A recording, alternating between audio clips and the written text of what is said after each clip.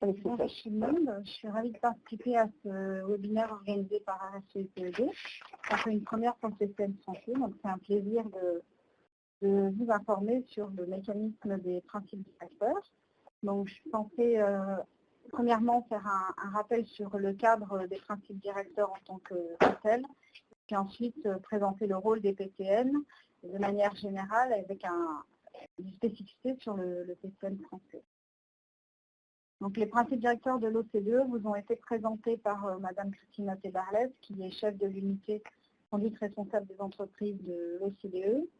Donc, nous avons coutume de dire que les principes directeurs de l'OCDE pour la conduite responsable des entreprises sont le cadre normatif le plus abouti en matière de RSE, donc le standard international majeur pour la responsabilité sociétale des entreprises, pour 5 raisons.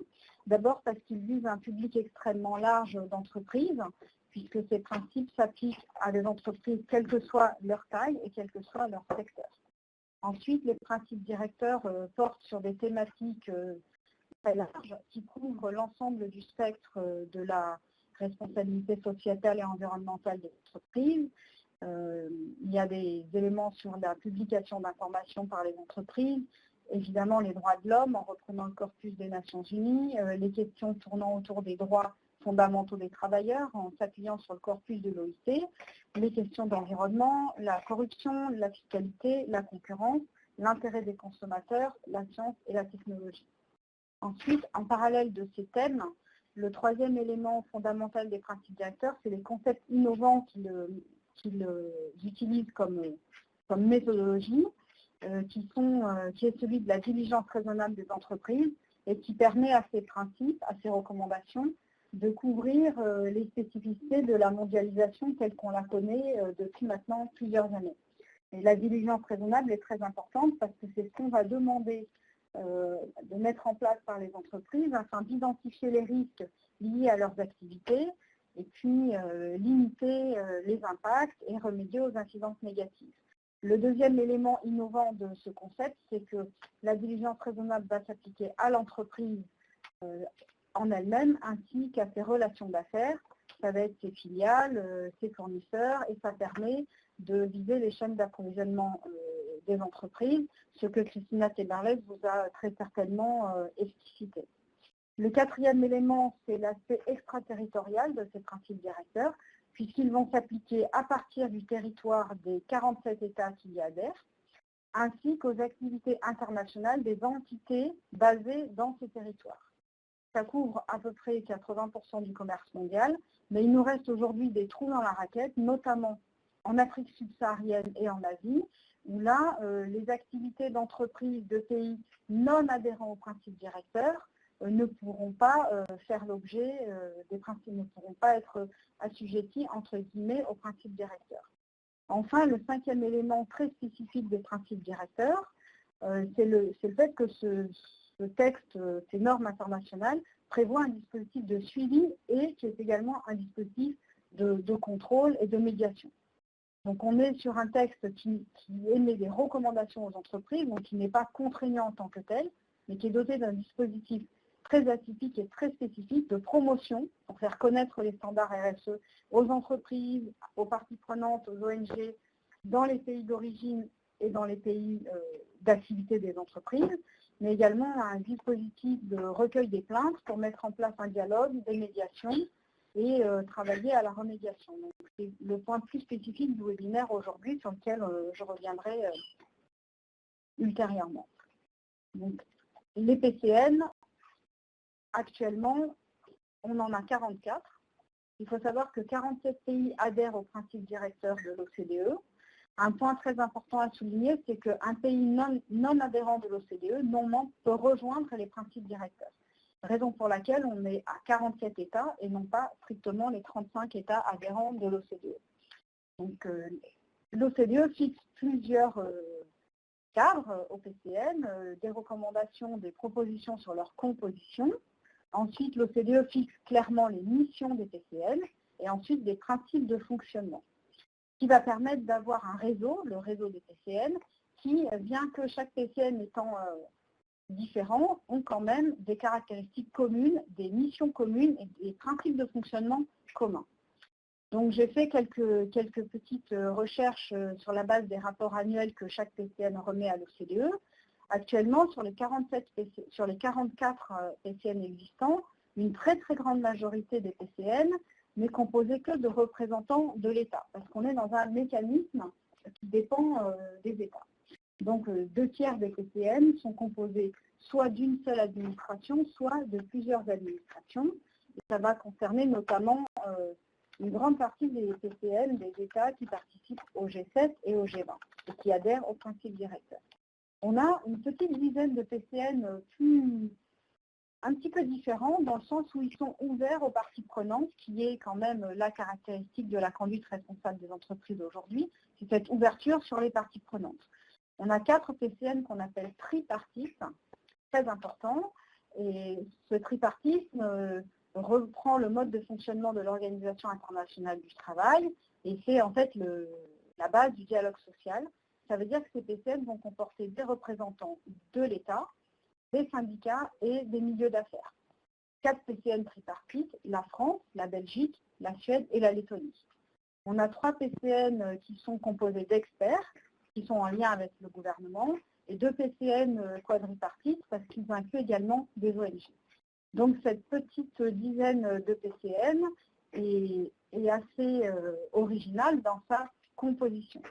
Maintenant, afin de s'ouvrir aux parties prenantes, une vingtaine de PCN sur les 44 comportent également un conseil consultatif qui va se réunir selon les pays 1 fois, 2 fois par an pour discuter de l'activité de promotion du PCN. Ensuite, les PCN ont 2 missions fondamentales afin de veiller à l'effectivité des principes directeurs. Nous, on a coutume de dire aux PCN français que les PCN sont les fers de lance de la conduite responsable des entreprises. La première mission, c'est de promouvoir les principes directeurs, de les faire connaître. La deuxième mission, c'est de répondre aux questions qui nous sont posées, notamment à travers les fameuses circonstances spécifiques. Et ensuite, chaque PCN a une obligation, c'est d'envoyer chaque année un rapport d'activité à l'OCDE.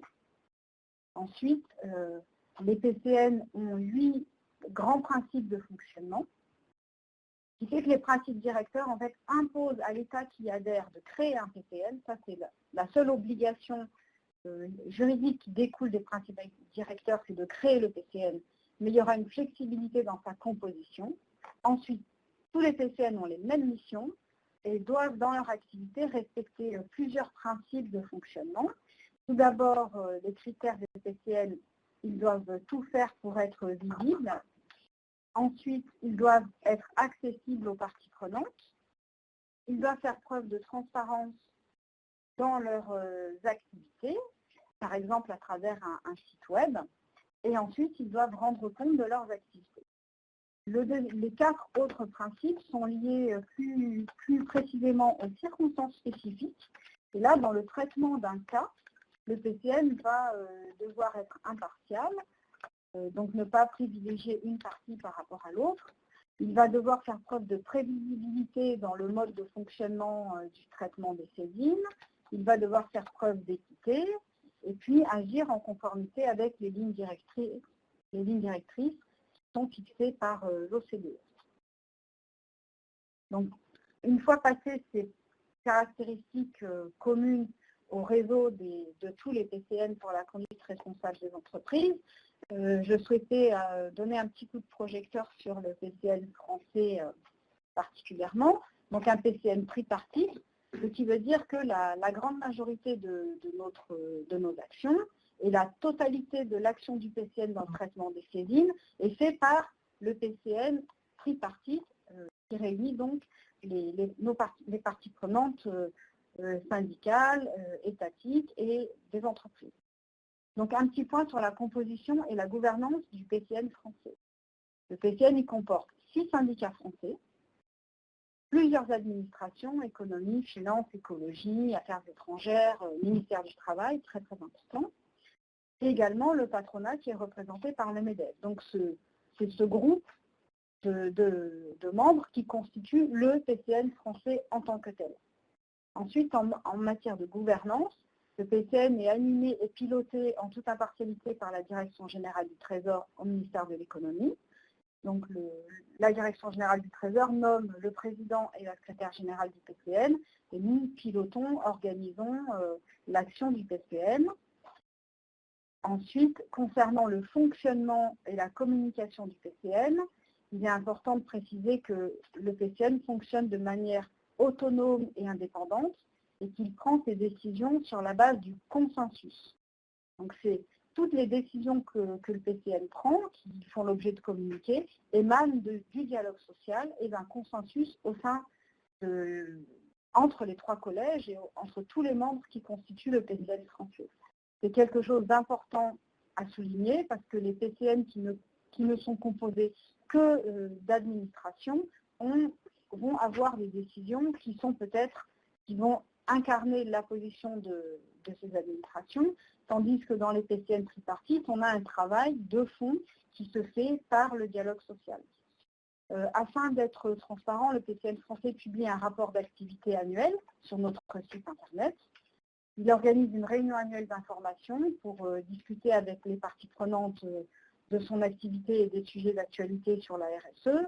On invite à peu près 200 personnes et on a 100-130 personnes présentes chaque année.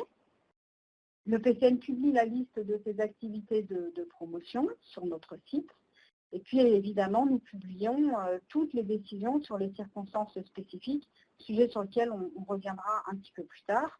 Enfin, vous pouvez consulter le site web du PCN qui donne pas mal d'informations. Donc le PCN français est depuis 2013 très actif dans la promotion des principes directeurs, puisque c'est un aspect fondamental pour que les entreprises et les parties prenantes puissent intégrer ces standards internationaux de responsabilité sociétale des entreprises. L'activité de promotion, elle est essentiellement menée par le secrétariat général du PCN. Et par exemple, l'année dernière, j'ai mené 20% des activités d'à peu près tous les PCN. Depuis 3 ans, nous avons mené environ 200 activités de promotion des principes directeurs.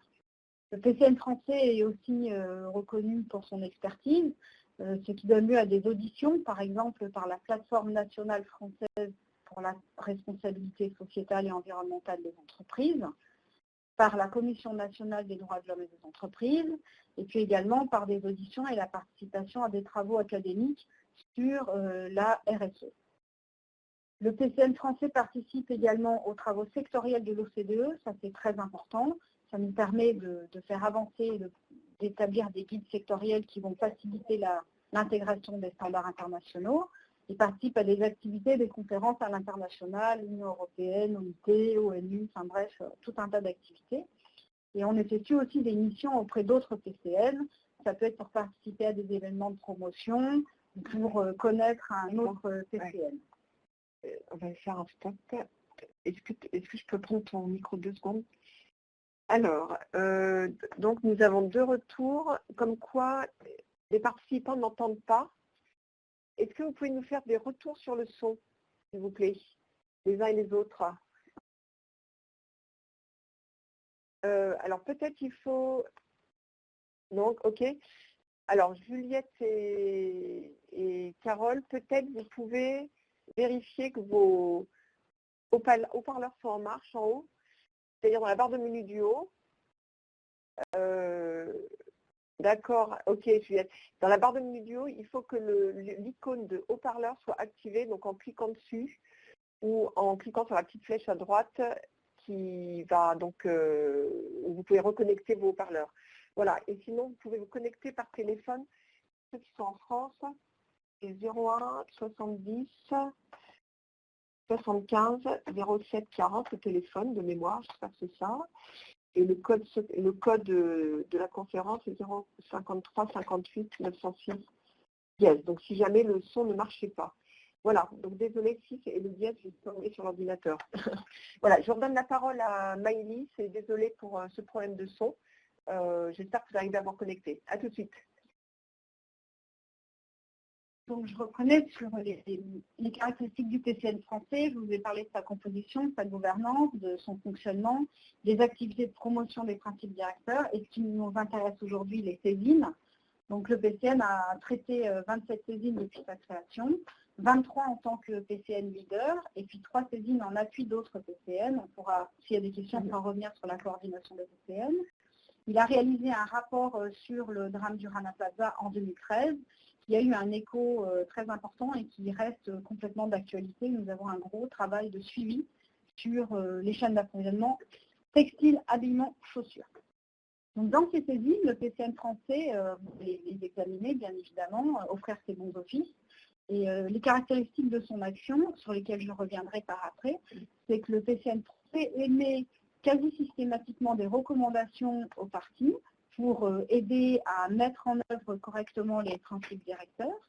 Il se prononce assez souvent, voire quasi systématiquement depuis quelques années, sur la conformité aux principes directeurs. Et puis, il peut faire le suivi de ces saisines. Donc, depuis 2012, le PCN français a révisé de manière très substantielle la procédure de traitement des saisines afin de fixer des délais, de communiquer plus, de prévoir le recours à l'expertise de parties prenantes, afin d'être plus efficace dans son action.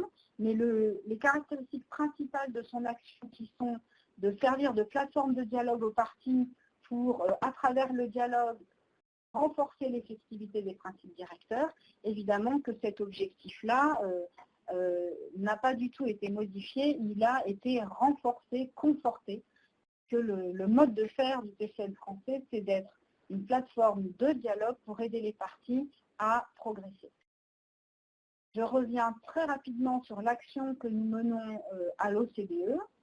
L'OCDE, Christina Tebarles vous a sans doute parlé, donc a d'un côté les principes directeurs qui ont été révisés en 2011 mais qui datent de 1976, et depuis 2011, à côté des principes directeurs, plusieurs travaux sectoriels ont été enclenchés afin d'approfondir la mise en œuvre concrète de ces standards dans les secteurs les plus à risque. Donc il y a des travaux sur le secteur extractif, sur le secteur minier, sur le textile habillement suite au drame du Rana Plaza, sur l'agriculture et sur le secteur financier. Donc, le PCN français a participé à tous les groupes pluripartites qui ont réalisé ces fameux guides sectoriels qui sont en libre accès sur le site de l'OCDE et qu'on va mettre en lien sur notre site également. Et le PCN participe plus précisément au suivi de la mise en œuvre de ces guides dans deux secteurs. Le secteur minier, avec le forum annuel qui a lieu à l'OCDE sur les minerais responsables, et bien sûr sur le secteur textile, puisque lors de la remise de notre rapport à la ministre du Commerce extérieur française en 2013, il nous a été demandé de diffuser ce travail, de le porter à l'OCDE, et le plan national français pour les droits de l'homme et entreprises identifie le PCN comme un des acteurs pour continuer l'action de conduite responsable des entreprises dans les filières textiles. Donc voilà pour la première partie sur c'est quoi un PCN, quelles sont ses missions, quelles sont les caractéristiques du PCN français. Donc je vais redonner la parole à Joël pour peut-être prendre quelques questions ou passer directement à la deuxième. D'accord. Alors en fait on va donner, oui merci, on va donner la parole à Aurélie pour qu'elle pose les questions à Maïlis. Écoute, en fait, on les entend, mais là, et bon, pas très fort, mais on les entend par son ordinateur. Voilà. Donc, Aurélie, je te donne la parole pour les questions. Merci. Oui, on s'entend. Oui, mais pas très bien. Donc, il faut que tu parles vraiment bien fort.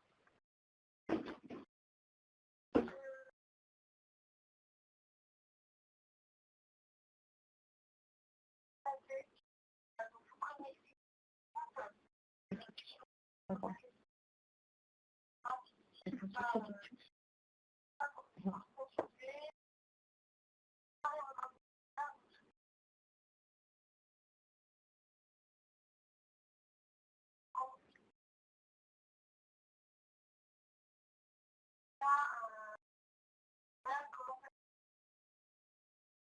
Ok, merci beaucoup pour la question. En fait, je vais revenir sur un point très important de l'introduction, c'est que les principes directeurs, c'est la base légale qui permet la création, qui rend obligatoire la création d'un PCN.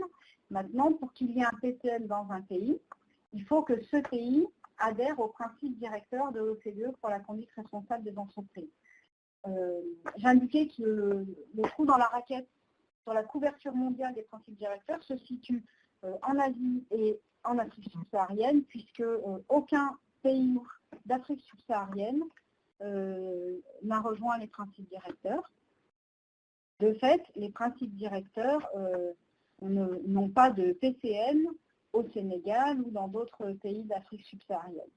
En revanche, les activités d'entreprise dont les sièges sociaux sont installés dans les pays qui adhèrent aujourd'hui aux principes directeurs, et 47 pays, les activités de ces entreprises dans ces pays africains peuvent faire l'objet de saisines. Par exemple, le pays africain qui est le lieu de saisine, le premier pays, c'est la RDC, où il y a beaucoup de saisines déposées auprès des PCN qui concernent des situations en République démocratique du Congo. Les statistiques sont accessibles sur la base de données des PCN qui est gérée par l'OCDE et on pourra vous donner les liens web dans un document qu'on pourra mettre en ligne à l'issue de cette formation. Donc, malheureusement, il n'y a pas de point de contact national au Sénégal. En revanche, je me permets d'aborder un autre petit sujet, ça m'y fait penser. L'Organisation internationale du travail a révisé la déclaration tripartite sur les multinationales cette année. Et l'OIT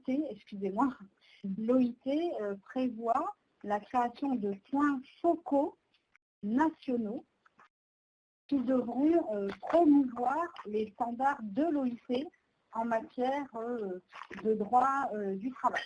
Mais ces instances-là n'ont pas de fonction de traitement de saisine comme le PCN. Alors il est vrai que nous sommes très attachés à ce que d'autres pays s'intéressent à ces standards, puisque lorsqu'un gouvernement adhère à ces standards, il peut ensuite œuvrer à leur promotion sur son territoire et donc inviter les entreprises étrangères qui s'y installent à les prendre en compte. Mais aujourd'hui, il n'y a pas de PCN au Sénégal et ni dans d'autres pays subsahariens. En revanche, il y a parmi les pays du continent africain, le Maroc, l'Égypte et la Tunisie adhèrent aux principes directeurs et il y a un PCN au Maroc que je salue par l'occasion. Alors, merci beaucoup. Tu peux garder. Merci beaucoup pour cette réponse. On va peut-être prendre peut-être 2 autres questions. Après, il y en a peut-être d'autres qui seront plus pertinentes à poser à la fin de la deuxième partie.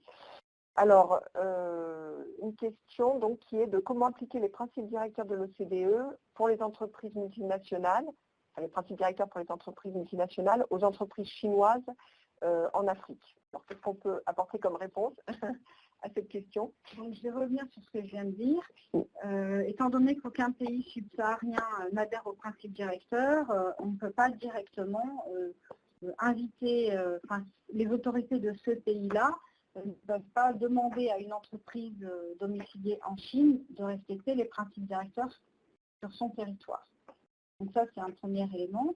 Le deuxième élément d'information, c'est que la Chine a adopté il y a un peu plus d'1 an un guide sur l'approvisionnement en minerais des entreprises chinoises. Ce guide s'inspire très fortement du guide de l'OCDE sur l'approvisionnement en minerais. Et la Chine est en train de travailler sur l'application de ce standard à ses entreprises. Donc là, je vous renvoie sur le secteur extractif. Il y a aussi des informations sur ce sujet sur le site de l'OCDE. Le deuxième élément, c'est que les principes directeurs s'appliquent aux entreprises des pays adhérents et leur demandent d'être vigilantes par rapport à leurs relations d'affaires. Et donc, dans certains cas, une entreprise chinoise peut travailler en joint venture ou en relation avec des entreprises qui, elles, sont concernées par les principes directeurs. Et donc, on peut avoir une discussion, un échange sur la diffusion de ces principes auxquels l'entreprise d'un pays adhérent aux principes directeurs devrait se référer, voir dans quelle mesure elle s'assure que son partenaire étrangers s'en inspirent également. Et c'est un petit peu le trou dans la raquette dont je parlais tout à l'heure. D'accord, très bien. Tu peux le garder, je pense que je vais parler fort. Alors, une autre question sur l'accessibilité pour les victimes du recours proposé par les principes directeurs. Donc, c'est comment l'OCDE pense régler la question de l'accessibilité du mécanisme des circonstances spécifiques et des PCN par les victimes qui désirent porter plainte contre une entreprise d'origine française mais installée dans un autre pays, en Afrique par exemple. Alors bon, je pense qu'on revient un peu toujours sur comment fonctionne le mécanisme. On vient exactement, des plaignants tout à l'heure. En 2 mots, si faire court, le principe d'accessibilité, en fait, ça veut dire que le mécanisme d'un PCN doit être facile d'accès. Par exemple, on peut déposer une saisine par voie électronique. Par exemple, il n'y a aucune obligation de recourir à un avocat. Il n'y a pas de frais pour déposer une saisine. Et la fin de la saisine va se traduire par une communication sur le résultat de l'action du PCN. Donc, on est dans des instances non juridictionnelles, mais qui ont comme potentiel d'action de communication sur leurs décisions. Et c'est ça dont je parlerai plus dans la deuxième partie. Tout à fait. Donc, lorsqu'une entreprise qui a son siège social dans un des 47 pays adhérents au principe directeur, donc toute l'OCDE plus une grande partie de l'Amérique latine, le Brésil, l'Argentine, la Colombie, le Mexique, Maroc, la Jordanie, l'Europe, lorsqu'une entreprise domiciliée dans un de ces 47 pays est mise en cause pour ses activités dans un pays non adhérent, par exemple, vous parliez du Sénégal ou d'un autre pays, la saisine va être déposée auprès du PCN d'origine de cette entreprise. D'accord. Parfait, très bien. Alors, continuons la présentation, je propose.